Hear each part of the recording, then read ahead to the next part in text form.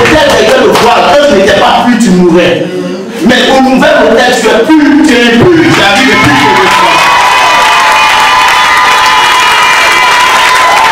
Le propre fonctionnement de derrière le voile, c'est qu'on fonctionner avec la loi, avec ta justice, avec tes compétences, avec une personne ne peut être aussi compétent que Dieu. Personne ne peut être aussi plus que Dieu. C'est pas quand tu entrais là-bas, tu avais toujours peur. Mais dans notre nouvel hôtel, tu cours, même avec ton imperfection. Il dit Dieu, c'est ça, toi, tu vois. Le voile est déchiré. C'est pourquoi tu dois le louer. Le voile est déchiré. C'est pourquoi tu dois l'adorer. L'hôtel était un lieu de transaction. Quand tu arrivais derrière l'ancien hôtel, derrière le voile, qu'est-ce qu'il y avait? L'hôtel était là pour te montrer que tu n'étais pas plus beau. Parce que tu étais obligé d'aller là-bas toujours avec du sang. Pour couvrir ta faute, pas pour te faire pardonner.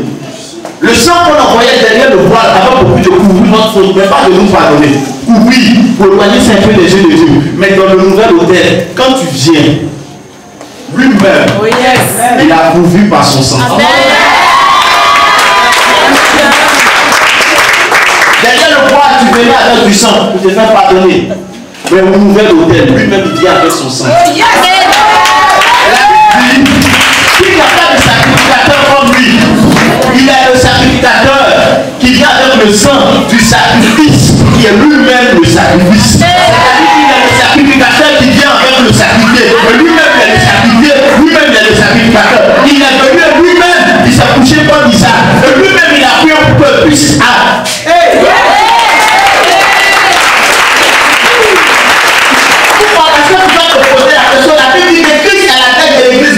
C'était le crâne, c'était une tête. C'est lui-même qui a pris le feu pour percer la tête. Qui était pécheur? Qui devait mourir? C'était le pécheur. Le pécheur était le corps. C'était tout un ensemble. Donc, il était la tête en qualité de pécheur. Il dit c'est le pécheur qui doit mourir. Non, je suis la tête des pécheurs. Et puis il pèse avec une épée. Il dit nous sommes tous morts. Il n'y a plus de péché pour nous. Mais 3 jours après, oh yeah. D'accord, c'est le coup. 3 jours après. 3 jours après. Vous savez, quand je monte une chair, la première chanson que Dieu me donne, c'est toujours la chanson qui va définir le reste des choses. Amen. Béni sois-tu. Adoré sois-tu. Si tu ne comprends pas cette chanson, béni sois-tu. Tu ne comprends pas ce que Jésus a fait. Je voudrais que tu puisses acclamer ce Seigneur.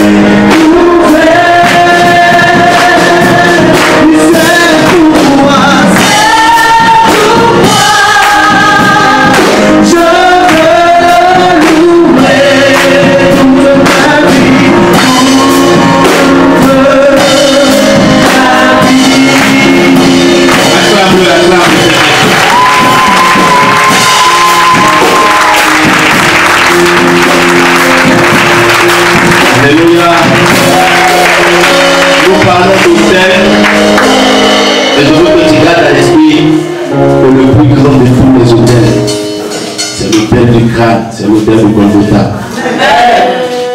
Et celui qui comprend la vie et la puissance de l'autel de Golgotha, c'est comment dominer les autres. Amen. Ouais. Tellement dit sur les autels. Mais souvent je me force à ne rien dire sur les autels parce que tellement tu dois dire des choses sur les autels qu'à la limite c'est comme si tu es en train de célébrer l'ennemi. Est-ce que vous avez fait attention? Amen. Amen. C'est pourquoi j'aime ouvrir les yeux des gens sur la force du plus grand des hôtels. Nos familles ne sont pas fortes simplement parce que les hôtels des familles y sont. Non, c'est parce que le grand hôtel n'y est pas. Il peut y avoir des hôtels dans ta famille, mais si le grand hôtel est dans ta famille, véritablement dans ta famille, et que vous vivez selon les règles du grand hôtel, c'est sûr qu'il y a des choses que les anciens hôtels n'ont pas. C'est ça qui est la réalité, c'est ça même qui est la vérité. Elle comprend ce que c'est en train de dire. Sinon, ce qui était derrière le voile qu'on appelait l'âge, l'âge s'est déplacé. Retenez que l'âge était l'ombre des choses à venir, c'est-à-dire l'ombre de la présence de Christ. L'âge est entré dans la maison de Dagon, l'autel suprême des Philistins. Qu'est-ce qui s'est passé? Dagon est une statue. Quand l'âge est arrivé pendant la nuit, Dagon s'est mis à genoux. Oui. Quelqu'un comprend ce que c'est? On a relevé Dagon.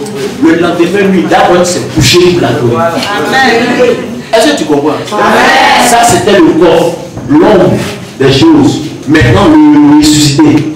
L'hôtel des hôtels, s'il entre dans ta famille, peu importe les hôtels qui y étaient, ils doivent se prosterner.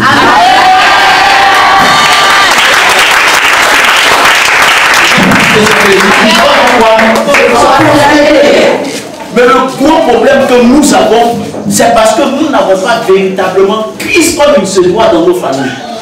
Notre véritable but doit être de faire de Christ l'hôtel suprême de notre vie. Amen.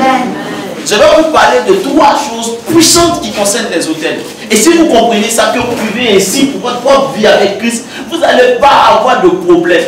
Amen. Yes. Vous n'allez pas avoir de problème. Moi où je suis là, je suis un hôtel. Amen. Je le dis à tous mes enfants, je suis un hôtel. Oh, vous êtes choqués. Un hôtel, c'est un lieu où tu vas et puis tu peux rencontrer Dieu. C'est pas ce que j'ai dit. Amen. Un hôtel est un lieu de rencontre avec l'esprit. Moi là, je ne peux pas dire rencontre avec la spiritualité. Je dis rencontre avec la divinité. Parce que mon Dieu est en moi. Amen. Un hôtel est un lieu de transaction. Ou bien, si ça venait donc pour le lieu de donner ta solution. Tu as dit pourquoi il dit de donner ta solution. Je ne sais pas Jésus. Mais Jésus il est où? Amen. Amen. Moi je ne sais pas qui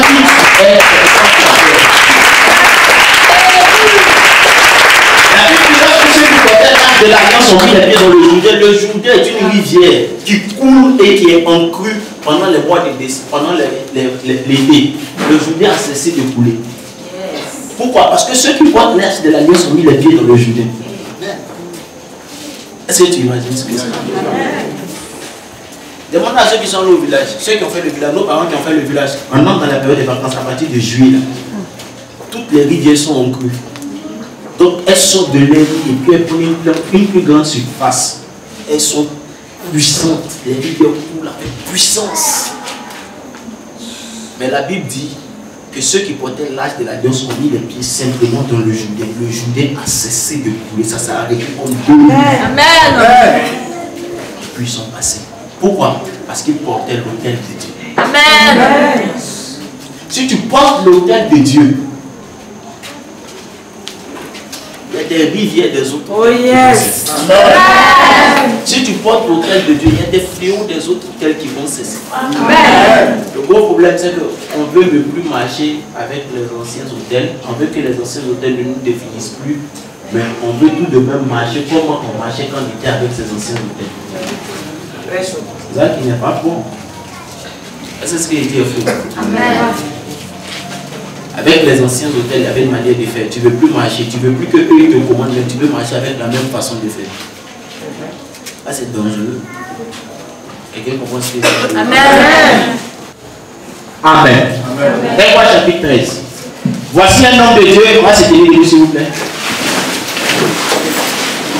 Voici, un homme de Dieu arriva de Juda à Bethel par la parole de l'Éternel pendant que Jéhovah s'éteignait à l'autel pour brûler des parfums. Dis à l'autel pour brûler des parfums. La première chose déjà que tu peux entendre dedans, c'est qu'on brûle des parfums à l'autel. Tu comprends, non?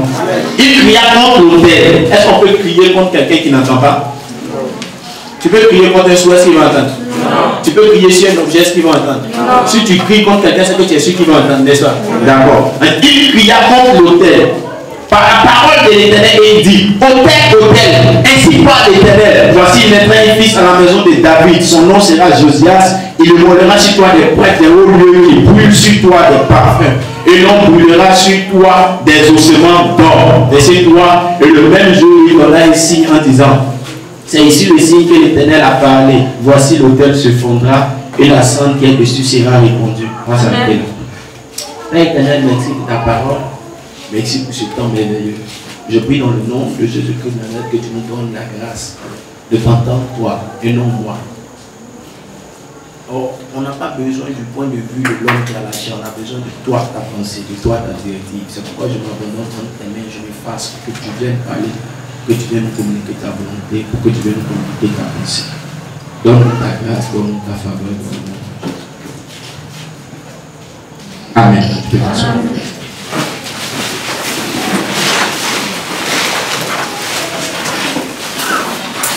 Trois choses que je ferai. La première chose, c'est de lire le texte, ce que je viens de faire. La deuxième chose, je vais commenter le texte tout en me rappelant du troisième texte, du premier texte déjà lu. Et la quatrième chose, je vais continuer à donner des fonds. Et la troisième chose, continuer à donner des fonds. Amen. Après la lecture du texte, je veux commenter. Mais attendez-vous à ce que je vous pose des questions sur ce que j'ai déjà dit préalablement hier. Amen. Le texte d'hier disait que nous étions dans le livre des juges. Quand le peuple d'Israël a traversé est sorti de l'Égypte, ils ont traversé le désert pendant combien d'années? 40 ans. Quand ils se sont installés en Israël, ils ont eu plusieurs juges qui les ont conduits. C'est-à-dire des personnes qui n'étaient pas des rois, mais si la main de l'Éternel pouvait venir pendant une période précise pour les choisir, pour exercer une tâche de leadership pendant une période. C'est au nom de ceux-ci que nous avons vu le cas de Gédéon au chapitre 6. Vous pouvez voir beaucoup de juges. Parmi eux, on pourrait citer Jephthé, on pourrait citer qui encore? Déborah, Samson, et puis qui? Bien d'autres. Amen. Je crois qu'il y a eu plusieurs juges. Tout le nombre de juges qu'il y a eu. Il y a vraiment eu plusieurs juges qui se sont enchaînés sur Israël. Le dernier juge qui a régné sur Israël, c'était un prophète, en la personne du prophète Samuel. Mais avant le prophète Samuel, il y a eu un juge qu'on appelait le sacrificateur Élie. Après le sacrificateur Élie, le prophète Samuel est venu. Quand le prophète Samuel est venu, il était lui en train d'exercer son droit de juge sur Israël, son commandement et son leadership. Quand le peuple d'Israël a demandé un roi, le premier roi que Dieu a établi pour le peuple d'Israël, c'était qui? Saül. Après Saül, il y a eu David. Et après David, il y a eu Salomon. Après Saül, il y a eu. Après Salomon, il y a eu Jéroboam. Ok. Il y a eu le Boam. C'est tout. Il y a eu les deux Roboam. Il y a un qui est Jéroboam, l'autre c'est Roboam. En fait, c'est juste pour dire. Pour dire qu'il y a eu une division. Et à partir de la division, les deux peuples ont avancé. Et le peuple de Jérusalem, le peuple de Juda, de Jérusalem, puis plus tard, il y a eu l'autre peuple d'Israël d'un autre côté, capitale Samarie. Amen. Nous sommes dans ces pays où un roi, le roi Jéroboam, était au trône et il s'est décidé de faire quelque chose qui ne lui était pas permis de faire. C'était quoi? C'était offrir des sacrifices. Il allait sur l'autel et il offrait des sacrifices. Pendant qu'il offrait les sacrifices, la Bible déclare que ce n'était pas un bon autel. Et Dieu suscite un prophète qu'il déplace. On l'appelle le jeune prophète dans l'histoire.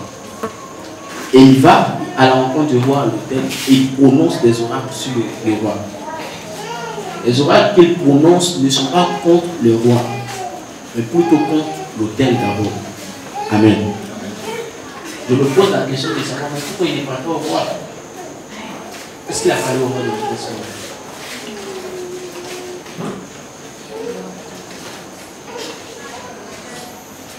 Il cria contre l'autel. Et pourquoi il ne parle pas au roi?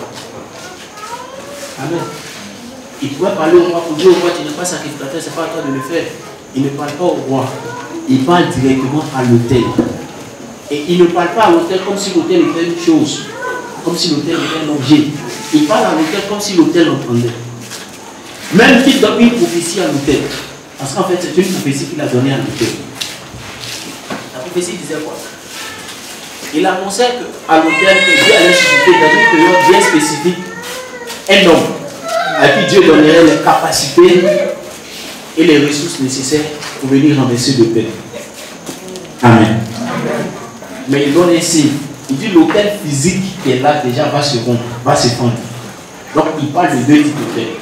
Il y a l'autel physique qui s'est fondu, mais il annonce que sur le même endroit, un autre roi va monter et il va brûler le corps de tous les sacrificateurs de ce mauvais autel-là. Je me pose la question, je me dis certainement que le fait que le roi se soit détaché de Dieu pour aller adorer sur l'autel était l'influence de cet autel-là. Peut-être c'est la raison pour laquelle il n'a pas eu à parler au roi, il a parlé à l'autel. C'est comme quand tu veux résoudre un problème, tu ne vas pas traiter la conséquence, traite plutôt la cause. Alléluia. Voilà. Pour dire déjà d'entrée de jeu qu'il peut arriver que certains autels nous conduisent à avoir la vie qu'on ne veut pas mener. Amen. Certains autels peuvent nous pousser à avoir le type de vie qu'on ne doit pas vivre et qu'on ne veut pas vivre. Certains autels peuvent t'amener à vivre une vie qui n'est pas une vie de sanctification, même quand tu es chrétien. Mais ce n'est pas une excuse pour ceux qui vont dire voilà, moi mais il savait que le pasteur il a dit, c'est à cause de l'autel que je n'arrive pas à me sanctifier. C'est aussi pour cela que le pasteur m'a envoyé. Pour que cette parole prophétique là s'accomplisse, pour briser l'autel qui veut que tu ne te sanctifies pas. Là après là tu ne pourras pas dire que c'est à cause de l'autel que tu ne peux pas te sanctifier.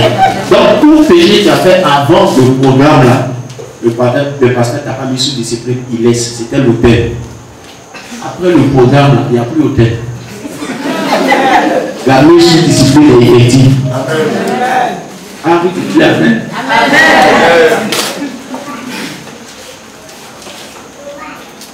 Oui, parce que l'autel peut amener des personnes à entrer dans la faillite par le même mode opératoire.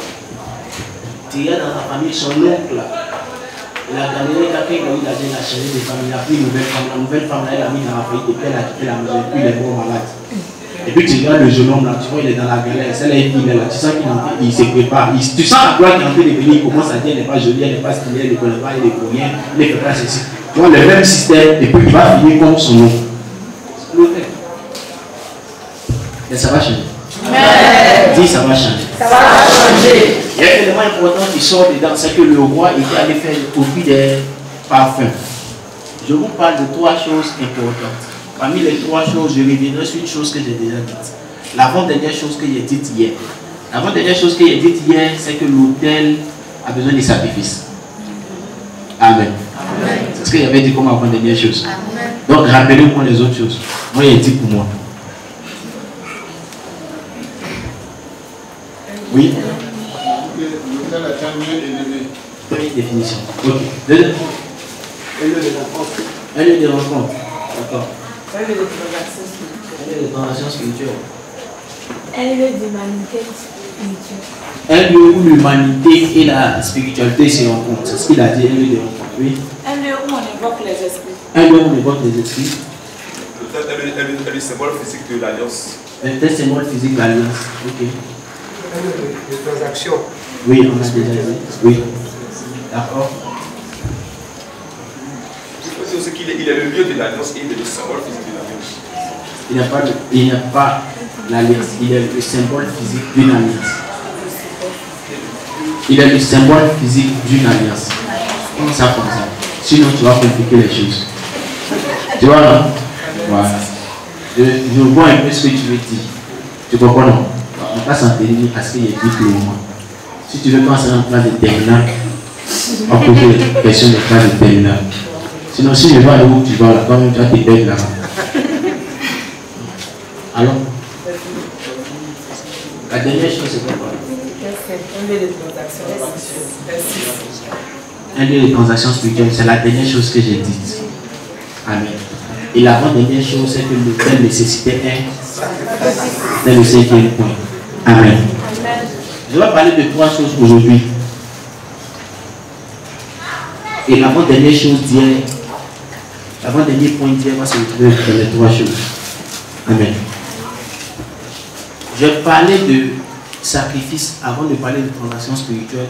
Pourquoi? Pour que ceux qui prennent note voient en cela comme un livre. Amen. Pour mieux comprendre. La force d'un autel dépend de deux choses fondamentales. La force d'un autel dépend de deux choses fondamentales. Le sacrifice qui est sur l'autel et le nombre des adorateurs.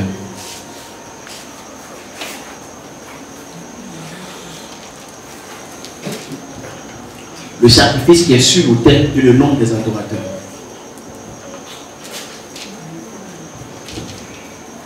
Discovery Channel, qui connaît la chaîne?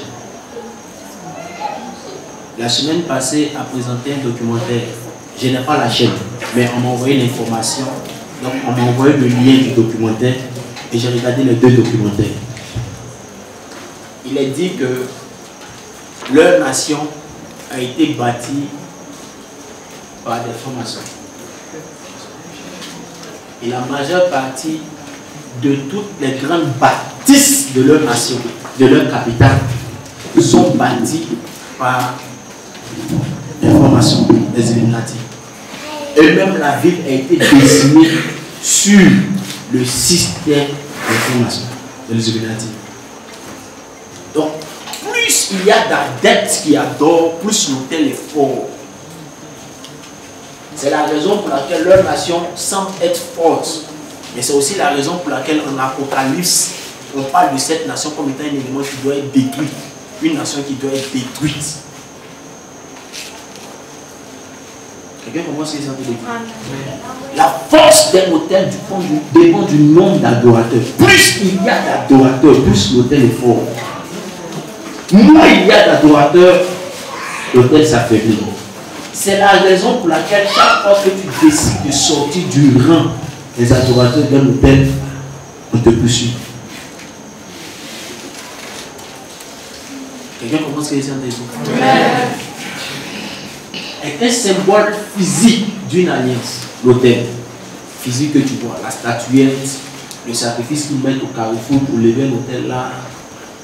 Tout ce que vous voyez, c'est juste un symbole physique d'une alliance. Une alliance se contracte entre un faible et quelqu'un qui est plus fort que lui. Plus il y a d'adorateurs, plus l'autel est puissant. C'est la raison pour laquelle on ne permettra pas que tu te noies d'un autel. Quand tu voudras partir, on va te mettre au milieu pour te ramener. Et c'est la raison pour laquelle il faut pouvoir quoi, te battre. Amen. Il faut pouvoir ne pas être passif dans la gestion de l'autel. Quand tu es en train de chercher à découvrir l'autel, ça doit être une quête de liberté. Donc ça doit être une affaire de parole chaque jour. Tu dois combattre, tu dois te battre. Amen. Deuxième chose qui donne la puissance à l'autel, comme je l'ai dit, c'est le sacrifice qui y est. Écoutez-vous ce que je vais vous dire. Je l'ai déjà dit ici. Quand j'ai prêché sur Jéhovah Zaka, le souvenir de l'Éternel, je me rappelle très bien. Si tu as un bouton autour de toi qui n'a pas peur de faire médicament, quand il commence à faire boutage, il va voir quelqu'un, on va lui demander peut-être pour la première fois. Quand il va finir de manger l'argent que le résultat le donne, s'il veut augmenter, on va lui demander montant. Après, on va lui demander bœuf. Après bœuf, il n'y a pas un animal domestique autour de nous qu'on peut gagner qui est plus gros que bœuf. On ne peut pas aller chercher l'éléphant. Donc aucun marabout ne va lui demander l'éléphant. Si marabout demande l'éléphant à quelqu'un, c'est que c'est un président de la République, mais c'est un député, mais c'est quelqu'un qui est très grand et très puissant. Parce qu'il y a des gens qui font des sacrifices de comment ça s'appelle, de bœuf et d'éléphant. On fait sacrifice avec d'autres, on fait sacrifice de crocodile. J'ai affronté quelqu'un en prière qui a fait sacrifice de crocodile, c'était pas simple. Maintenant, écoutez-moi. Donc, quand il dépasse ce stade-là, ce qu'il peut faire maintenant, vous savez, c'est quoi? C'est l'homme. Il faut envoyer quelqu'un. Il doit trouver quelqu'un. Ouais, plus tu demandes de puissance, plus tu demandes d'exaucement, plus tu dois augmenter le sacrifice. Plus le sacrifice est puissant, plus il y a l'accélération et la puissance sur l'autel. Il y a des familles. Quand il finit de donner, on peut lui demander de l'homme comme ça, il va trouver quelqu'un, il va tuer quelqu'un pour lui donner. Quand il va demander autre chose, on va lui demander, tu as donné quelqu'un comme ça, mais là il faut donner quelqu'un qui te coûte cher. Ça a changé les dimensions. Donc quelqu'un qui te coûte cher, c'est là que ça commence à prendre des proportions. Donc te coûter cher là, ça peut être un de tes frères, un de tes soeurs, une de tes soeurs, ton papa, ta maman, ton neveu, ton enfant. Et les dimensions, même à ce niveau-là, ça change. Le sacrifice d'un fils unique est plus grand que tous les autres sacrifices qui existent. Ton seul enfant, son sacrifice est plus grand que tous les autres sacrifices qu'on peut faire. Il y a certaines choses quand on veut faire en demande, tu peux envoyer une vierge. Une jeune fille, il faut t'assurer qu'elle n'a pas connu d'homme. Comment tu vas vérifier si c'est pas faux?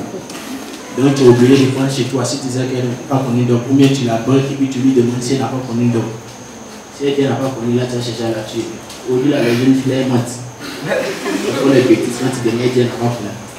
De plus comme quelqu'un. Mais il y a des gens qui font ces sacrifices-là. Il y a des gens qui vendent leurs enfants pendant qu'ils sont dans le ventre et ils sortent mongols. Tout ça, c'est pour entretenir un hôtel. Écoutez-moi très bien, je vais vous dire deux choses. Deux choses assez importantes. En termes de sacrifice, la force d'un hôtel est dangereuse. Il y a un passage de la Bible qui dit ceci. 3 mois partant en guerre. C'est 2 Rois chapitre 4, 2 Rois chapitre 5. 3 mois partant en guerre, ils sont allés rencontrer le prophète Élisée. Le prophète Élisée a prophétisé sur que vous allez avoir la victoire, vous allez faire ceci, vous allez faire cela, vous allez faire ceci, vous allez faire cela. Quand ils sont arrivés en guerre, tout ce que le prophète Élisée a dit là, ils ont fait. Au moment où vous allez attraper le roi a pris son fils premier et qui devait régner à sa place. Il est monté avec son fils sur la clôture de la ville et il a tué son fils en sacrifice. Les 3 autres rois et leurs soldats se sont reculés. Est-ce que le prophète Élisée avait menti? Qu'est-ce qui a bloqué le prophète? Qu'est-ce qui a bloqué le prophète Élisée? Le sacrifice qu'ils ont fait.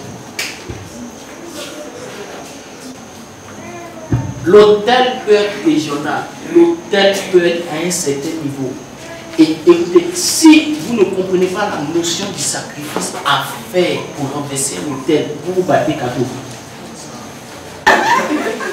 Je vous explique ça pour que vous compreniez que aucun hôtel n'a la facilité de laisser quelqu'un partir. Vous pouvez la laisser partir. Plus tu l'adores, plus il y a des personnes pour l'adorer, plus quoi? Il le faut. Donc pourquoi il va te laisser partir? S'il ne peut pas gagner des gens qui vont faire de gros sacrifices, au moins il faut qu'il gagne beaucoup de personnes qui sont là encore qui dépendent de lui. C'est pourquoi c'est difficile d'être délivré des hôtels.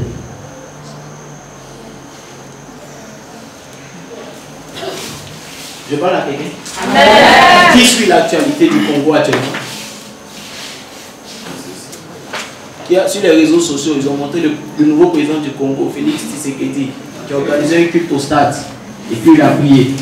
Pourquoi il a fait? Le Congo est une nation où il y a beaucoup d'or et beaucoup de diamants. C'est ce qui fait qu'il y a des guerres là-bas. Et plus il y a des centres qui versent, plus il y a des hôtels qui sont levés un peu partout. C'est pourquoi il a fait une repentance collective au stade pendant qu'il vient à peine de gagner. Il n'a pas fait ça pendant qu'il était en guerre. Il a fait ça pendant qu'il vient à peine de gagner. C'est pour mettre son mandat soit un nouveau souhait, soit un nouvel hôtel. Et qu'est-ce qu'il a dit? Il a dit, chaque année ça sera fait. À la même époque, il y aura une période où tout le monde va se lever au stade pour prier. C'est-à-dire qu'on vient de dresser un hôtel pour la nation au nom de l'Éternel. On va venir l'adorer là chaque année. Pour qu'il y ait beaucoup de personnes qui l'adorent, pour qu'on fasse un grand sacrifice, une grosse offrande pour les églises. Et puis Dieu va continuer à travailler. Quelqu'un comprend ce que c'est? Amen. La troisième chose que je veux que vous retenez, et je vais revenir sur les deux autres choses, c'est que l'autel entend. Vous avez entendu quand il a prophétisé, il dit hôtel, hôtel. C'est que l'autel entend. Pourquoi l'autel entend? Parce qu'en fait c'est un symbole physique, n'est-ce pas? Mais derrière c'est un esprit. C'est un symbole physique d'une alliance. Mais derrière en fait c'est un esprit. Donc l'esprit là il entend, l'esprit voit, donc l'esprit peut se plaindre. C'est la raison pour laquelle quand tu veux quitter, il te poursuit. Église de Dieu, peuple de Dieu, famille de Dieu, écoutez-moi très bien. Écoutez ce que je vous dis. Nous devons travailler dans un objectif spécifique. Nous allons prier parce qu'il entend. Nous allons nous donner des recommandations. Nous allons nous donner des ordres. On va briser la chaîne. Le point de contact entre l'autel et nous, c'est ce qu'on appelle les liens. On va briser les liens. On va prier pour que ce soit renversé. Mais on va faire des sacrifices. On va faire des sacrifices pour pouvoir le renverser. Si ton sacrifice est plus fort, tu auras plus de force sur lui. Chaque début d'année, notre communauté fait des sacrifices. Chaque début d'année. C'est comme ça, ça peut pas être autrement. Chaque début d'année, notre communauté fait des sacrifices. Tout à l'heure, on était dans la voiture quand on venait, j'ai pris mon téléphone pour appeler un de mes padres. Pourquoi? Parce que je suis en train d'enseigner sur des hôtels. Et j'ai servi dedans pendant 1 mois. C'est-à-dire quand j'ai fini avec vous là, j'ai 12 jours de jeûne à l'église. Donc j'étais en train de l'appeler. Pourquoi? Lui demander s'il est disponible, je vais passer le voir pour lui donner mon sacrifice pour être davantage sécurisé. Parce que je suis en train d'avoir affaire à des hôtels. Amen. Si. Et quand j'étais dans la voiture, j'ai dansé, mais son numéro passé. Donc je vais appeler un de ses protocoles pour qu'il me donne, pour qu'il me dise s'il est au pays ou pas. Je dois lui faire ça pour que je sois davantage sécurisé. Et puis rapidement les chiens qui voulaient me voir tout à l'heure.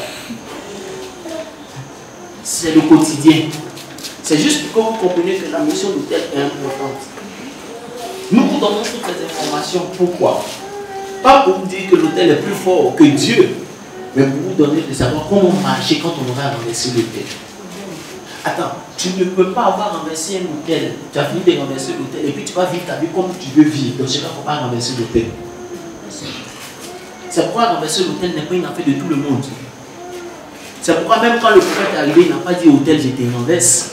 Il dit, va venir un temps où je vais susciter quelqu'un qui aura les capacités, les ressources pour le faire. Donc si tu n'es pas prêt à changer de vie, il ne faut pas te mettre dans notre affaire. Il y a des gens qui ont voulu partir avec moi pour aller renverser l'hôtel. Il dit, je ne vais pas aussi. Non, je ne vais pas. Il dit, je ne vais pas. Non, à cause de moi, j'ai arrêté même tout ce qui est processus même de voyage pour aller renverser l'hôtel. Si, j'ai arrêté. Parce que à la limite, c'est comme si tu veux la vie de certaines personnes, ils ne comprennent pas ce que c'est. Mais on lui a dit si l'hôtel n'est pas renversé, la taille, papa a renversé, donc on va renverser l'hôtel. Pourquoi? Parce que quand c'est pour lui, c'est une affaire de business. Il dit à quelqu'un, même si c'est une affaire de business, l'argent qu'on donne à un pasteur nigérien pour aller renverser l'hôtel, là, tu peux pas me donner. Ouh! Écoutez-moi très bien. Jésus-Christ Nazareth est le plus grand des hôtels. Sa mort à la croix est le plus grand hôtel qui soit. Comment être protégé quand tu renverses un hôtel? C'est de vivre sous le sang de Jésus en permanence. Amen. Notez ça. Il peut arriver que tu pêches, tu dois te repentir. Parce que tu ne sais pas à quel moment ils vont t'attraper.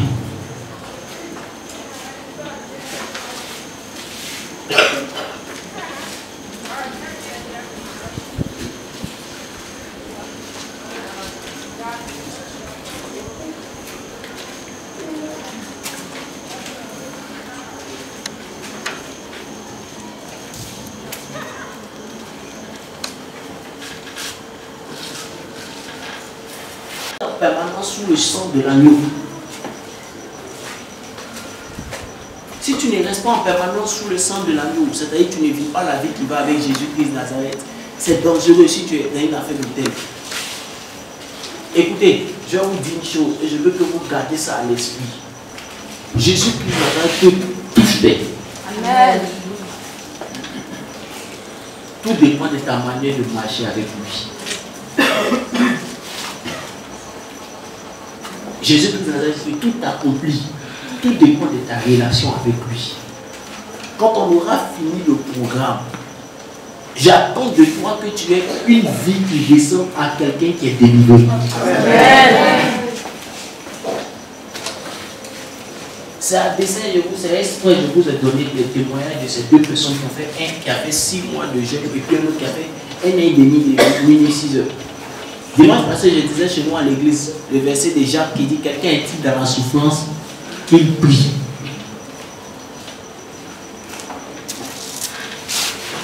Si nous n'avons pas une vie de prière, c'est la deuxième chose. La première chose, c'est rester constamment sous le sang de Jésus. C'est la sanctification. La deuxième chose, c'est la vie de prière. Écoutez-moi très bien. Nous recevons une délivrance. C'est pour mieux adorer Dieu. Amen. Le Seigneur envoie à Moïse et il dit à Moïse, Pharaon, va et dit à Pharaon, laisse aller mon peuple. Pourquoi? Pour qu'il m'adore. Si tu n'adores pas l'autel d'hier, adore le nouvel autel d'aujourd'hui, c'est-à-dire Jésus.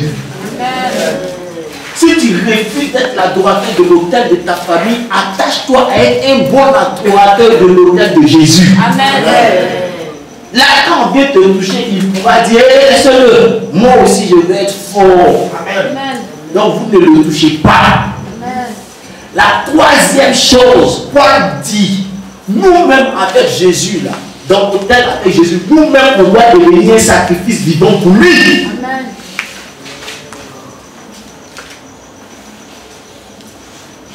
Romains 12.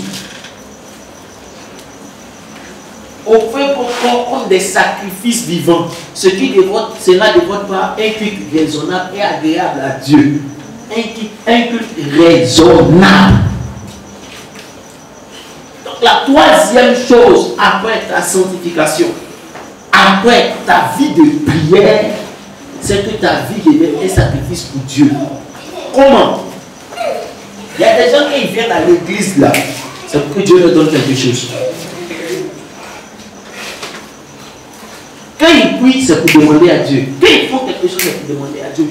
Mais ils n'ont pas encore fait de leur vie une vie dédicacée à Dieu. Où ils ne prennent aucune décision sans parler à Dieu. Ils ne font rien sans demander à Dieu. Où tout ce à quoi ils pensent, c'est pour Dieu. Où les intérêts de Dieu sont devant d'abord. C'est ce que Dieu demande. Que ta vie maintenant devienne un sacrifice pour lui.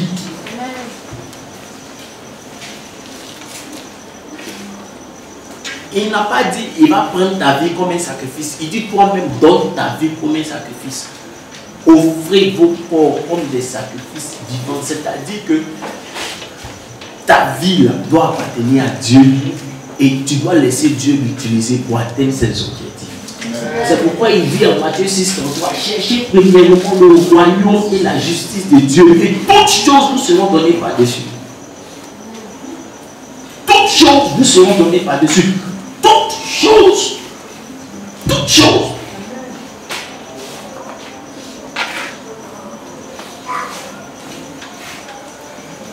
La quatrième chose, et qui est la chose la plus aussi importante que les trois premières choses, c'est de prendre garde à ne pas retourner aux anciennes habitudes.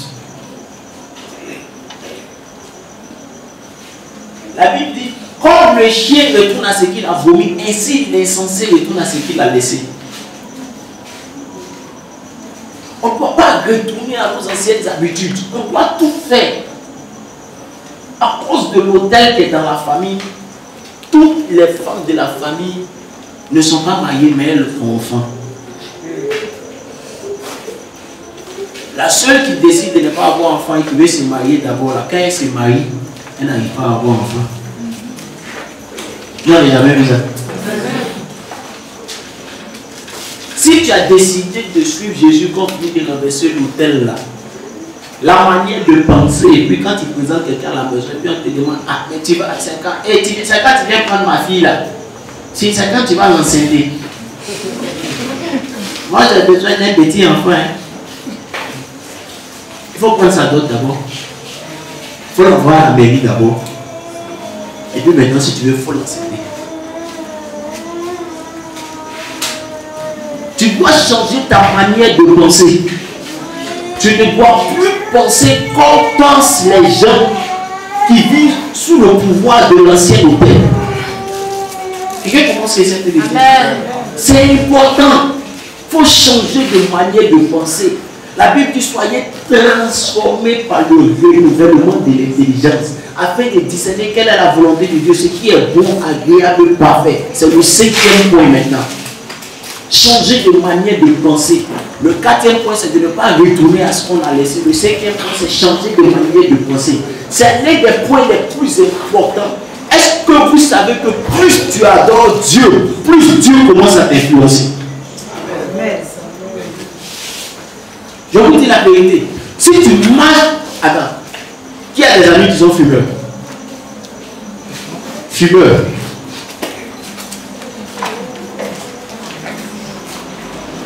Quand tu as des amis qui sont fumeurs, souvent quand tu es à ta maison, on pense que tu as fumé. Parce que l'odeur de la cigarette est sur toi. Quand tu as un ami qui a un bon parfum, souvent l'odeur de son parfum peut rester un peu sur toi. Parce que tu l'as salué, parce que tu as touché des parties de lui, il a mis le parfum. C'est pareil avec Dieu. Le parfum de Dieu est trop dangereux. Trop dangereux. Donc, plus tu restes avec Dieu, plus la manière de fonctionner de Dieu doit t'influencer. Tu n'es plus sous l'ancien hôtel. Donc, tu ne dois pas vivre ta vie selon les règles de l'ancien hôtel. Tu dois laisser Dieu transformer ton intelligence et vivre ta vie selon le nouvel hôtel. Si avant de me rencontrer, tu avais des petits boulots que tu faisais, mais quoi dessus?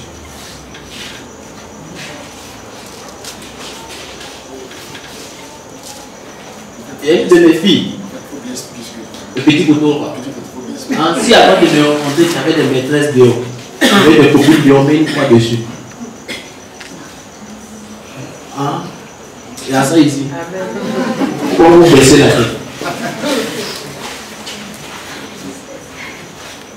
Les jeunes n'ont pas baissé la tête, c'est les parents qui ont baissé la tête. Pourquoi vous baissez la tête? Écoutez-moi très bien. Ta logique doit changer. Ton mode opératoire doit changer. Le 5e point, c'est changer de logique. C'est important. C'est ce que j'ai déjà dit, je reviens dessus, je répète. Changer de logique, c'est important. Dans changer de logique, vous devez comprendre que quand l'hôtel est renversé, tu dois te battre plus. Tu ne dois pas rester au même stade. Je prie pour les hommes d'affaires, c'est mon travail. J'ai remarqué que ceux qui font médicaments, ils se battent plus dans la vie que ceux qui vont à l'église. Si, regardez les Sénégalais à 13 juillet. Tu ne vas pas voir les Sénégalais en train de dormir dans son magasin. Non, c'est pourquoi ils sont tous en train de boiter, ils sont chauds. Ils viennent très tôt, ils vont très tard. Regardez les Libanais. Donnez magasin à un chrétien. Il est 16h, il est 13h, il a fini de bien les gars, il va donner. Et puis blaguer les gens qui les spirituels vont ouvrir sa Bible, puis mettre sa Bible sur le comptoir, et puis les derrière, tu vas penser qu'il est prier, tu ne pries pas, tu dors. Il faut changer de logique. Il faut regarder, c'est pas quoi le diable arrive à vous avoir dans la famille. C'est quoi la paresse? Moi, je ne serai plus paresseux. Si l'hôtel est renversé, si ce n'est pas la paresse qui faisait que vous ne gagnez pas de travail, tu ne peux plus être paresseux. Tu n'as plus le droit d'être paresseux. Si ce n'est pas la colère qui faisait que les femmes de votre famille ne se mariaient pas, tu ne dois plus être colérique. Tu ne dois plus le faire. Jamais. Tu dois changer de logique. Tu dois savoir quel est le caractère que l'hôtel a donné dans ma famille. Et je dois travailler pour annuler ce caractère dans ma vie. Il y a des hôtels là. Quand il y a la femme, elle mange jusqu'à.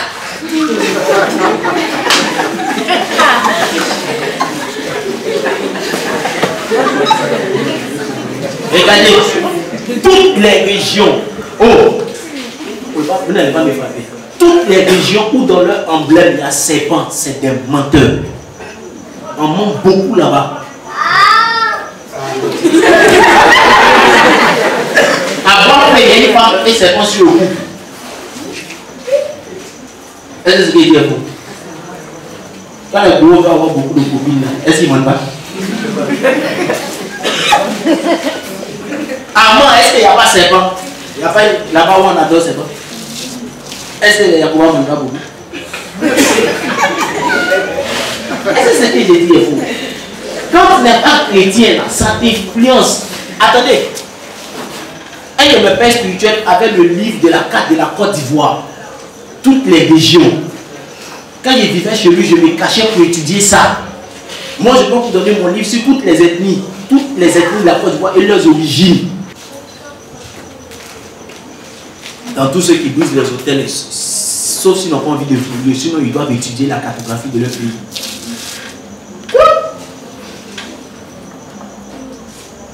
Regardez, les baoulés qui sont collés au, comment ça s'appelle, au boulot de coiffure, qui utilisent le goli. Ils ont une autre masque très vilaine, bien masque où il y a un mec qui sait pas quelque part aussi. Ils mentent aussi. En fait, eux ils ne mentent pas comme ça, ils sont fumés. Ça veut dire quoi? Ils se prennent à toi pour évoluer. Ah, d'accord. Ils se prennent à toi pour évoluer. Quand il a atteint son électrique, tu n'es plus son ami. Il se prend à quelqu'un d'autre. Quand il a atteint son électrique, c'est là. Et ça existe même chez un groupe de cerveau. Si. La majeure partie des lieux où le serpent intervient là est une double langue.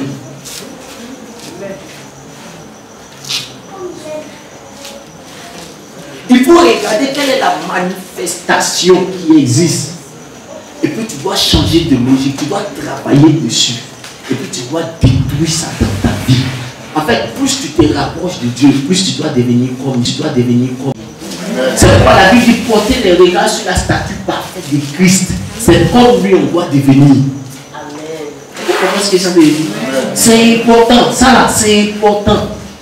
On a renversé des hôtels sans enseigner ça aux gens. Et puis les gens sont restés même chose. Leur vie s'est aggravée. Si tu ne changes pas cette façon de faire, si tu utilises toujours la même manière de réfléchir que quand tu étais sur l'hôtel là, ta vie va s'aggraver. Tu ne peux pas être de manière et puis enlever manière.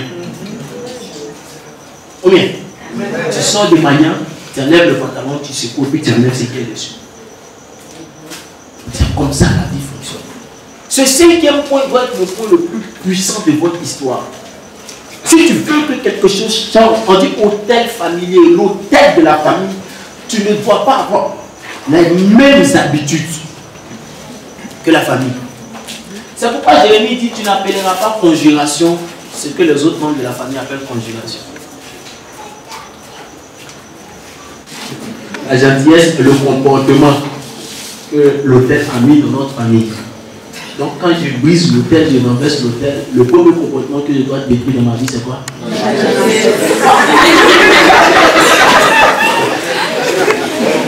Donc quand je marche avec quelqu'un, je marche sur le principe de la loyauté.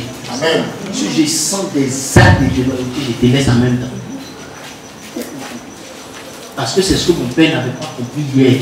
Il pensait qu'en est tout le monde. Même quand il sent que c'est pas bon. Quand sa femme lui dit, il dit laisse ça, ça va changer. Non, ça ne changera pas. Un chien, un chien. Quand tu dois chasser, chasse. Si tu dois casser, casse. Si tu dois briser, brise. Sinon, l'hôtel est plus sérieux qu'on le pense. L'hôtel souvent façonne notre manière de réfléchir. Et si tu ne sais pas ça, tu perds tellement de choses. Amen. Quand j'ai commencé le ministère, avant de comprendre le principe des hôtels, j'ai aidé beaucoup de jeunes qui sont devenus dans le ministère, qui sont devenus quelqu'un dans le ministère. Quand ils me voient, ils ont des difficultés à m'appeler, j'ai peur. Pourtant, hier, il m'appelait Président, le père, j'ai peur. Est-ce que vous comprenez ce que ça fait vous dire? Ils ont des difficultés. Quand l'Éternel m'a appelé pendant 40 jours de jeûne en train de boire l'eau pour m'enseigner sur les hôtels, et que ça a été brisé, quand je suis sorti de là, il dit si vous voulez dire que je suis méchant, mais à partir d'aujourd'hui, je regarde ta loyauté, je t'enseigne un peu. Puis je t'enseigne. Tu es loyal, je t'enseigne encore un peu. Tu es loyal, je t'enseigne encore un peu. Si je vois la déloyauté, je te laisse ce que tu as. C'est que tu as enseigné, voilà avec. Je ne te mettrai plus dessus. Chacun a son don. Il n'y a pas quelqu'un à qui j'ai imposé les mecs qui n'est pas devenu grand dans le ministère. C'est mon don. C'est mon don. Ah. Quand tu finis de renverser l'hôtel, tu dois regarder le mode de fonctionnement que l'hôtel utilisait pour te conduire en erreur. Et tu dois traiter ça. Tu dois travailler dessus. Maintenant, je n'impose plus les mêmes aux autres. Moi, faut bien me regarder. La dernière personne à qui j'ai imposé la main, quand il dit imposer les mains dans la dimension dont je parle, c'est mon fils. Il s'appelle Robert. Maintenant, je ne suis plus regardant même sur certains détails. Ceux qui sont à côté de moi le savent. Je ne fais plus confiance comme ça. Je fais confiance jusqu'à un certain niveau. Et avant de t'introduire dans un autre stade, je vais voir un autre niveau de loyauté. Pourquoi? Parce que c'était ce hôtel-là qui nous fatiguait dans notre famille. Regarde ce qui t'a fatigué dans ta famille, puis tu commences à travailler en fonction de ça. Il y a des gens qui ont des hôtels qui les rendent déloyaux. Il y a des gens qui ont des hôtels qui font d'eux des arrivistes. Il y a des gens qui ont des hôtels qui font d'eux des garçons et des femmes faciles. Ça veut dire qu'il ne peut pas voir femme passer, il ne peut pas voir garçon passer. Il y a des gens qui ont des hôtels qui font que l'un des comportements qui peut mentir. Il y a des gens qui ont des hôtels qui font que pour qu'ils restent pauvres, ils sont paresseux. Il y a beaucoup de choses. Il y a beaucoup de choses. Mais il faut regarder quel est le comportement qui se répète dans votre famille, qui vient d'un hôtel. Le comportement que tu retrouves le plus dans la famille. Fais attention à ça. On va prier. Dieu va briser les choses. Dieu va changer le cours des choses. Mais ce cinquième point, travailler dessus. Travaillez dessus. Si vous ne travaillez pas dessus, votre vie va rester au même stade. Attends, je vais te poser une question. Est-ce que tu peux trouver normal, mon frère? Oui, toi. Est-ce que tu peux trouver normal? Quelqu'un qui dit qu'il a faim, qu'il manque d'argent, il est toujours dans ma vie. Je peux poser une autre question. Est-ce que tu peux trouver normal? Un papa qui dit qu'il n'y a pas d'argent pour mettre son enfant à l'école, mais il a maîtresse. Mais il entretient la boule à pomme. Est-ce que quelqu'un qui réfléchit normalement peut faire ça?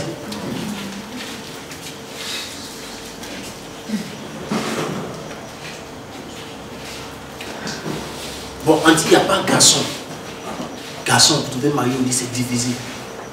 Mais elle là, elle-même, elle sait que périmètre carré des garçons est devenu cher comme ça.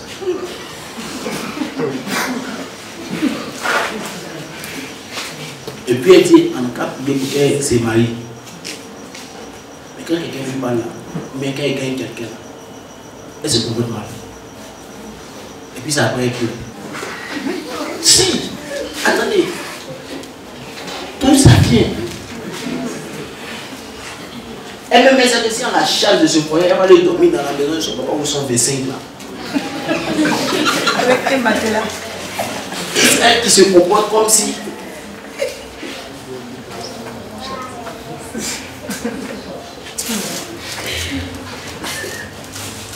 Hôtel.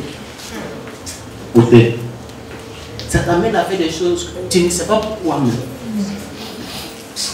Ça t'amène à faire des choses comme si ta vie là, tu peux vivre ça 2 fois.